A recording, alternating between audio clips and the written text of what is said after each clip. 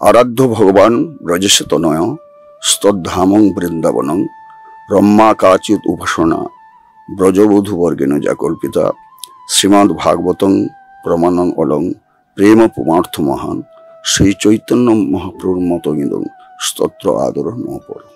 বিশ্বনাথ চক্রবর্তীপাদ তিনি কি বললেন, যত ভগবত স্বরূপ রয়েছেন নন্দনন্দন কৃষ্ণ হলেন তাদের মধ্যে সর্বশ্রেষ্ঠ স্বরূপ। মথুরার কৃষ্ণ, দ্বারকার কৃষ্ণ এবং নন্দনন্দন কৃষ্ণ, তার মানে রসের পরাকাষ্ঠা হলেন নন্দনন্দন স্বরূপ, নন্দরাজার ছেলে। আর তার ধাম কোথায়? তোর ধামং বৃন্দাবনং, তার ধাম হলেন বৃন্দাবন ধাম। আর কি নাম শ্রেষ্ঠ মনমপি শচীতং অত্র, শচীপুত্র সেই নন্দনন্দন কৃষ্ণ কলিকালে মহাপ্রভু রূপে আবির্ভূত হয়ে কে রসরাজ এবং মহাভাব এই দুটো স্বরূপে তিনি কি করেছেন?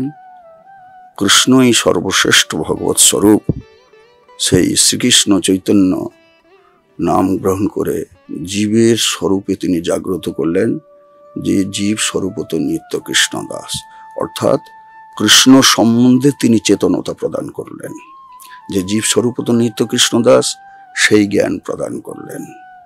সেই বিশ্বনাথ চক্রবর্তীপাদ বললেন যে অন্য কোনো অযোধ্যা বা অন্যান্য যে সমস্ত ভগবত দ্বারকা টারকা যে সমস্ত ভগবত স্বরূপ ধাম রয়েছে সেই সমস্ত ধামের প্রতি যেন আদর না হয়।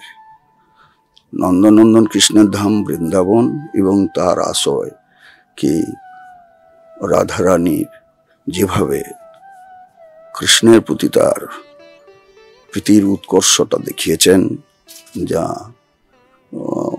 কৃষ্ণের প্রেমের যে কৃষ্ণের প্রীতির উৎকর্ষতা, সেই কৃষ্ণের উৎকর্ষতার প্রতি যেন আমাদের সবাই আদর প্রকটিত হোক। এই বিশ্বনাথ চক্রবর্তীপাদ এই শিক্ষা আমাদের দিলেন।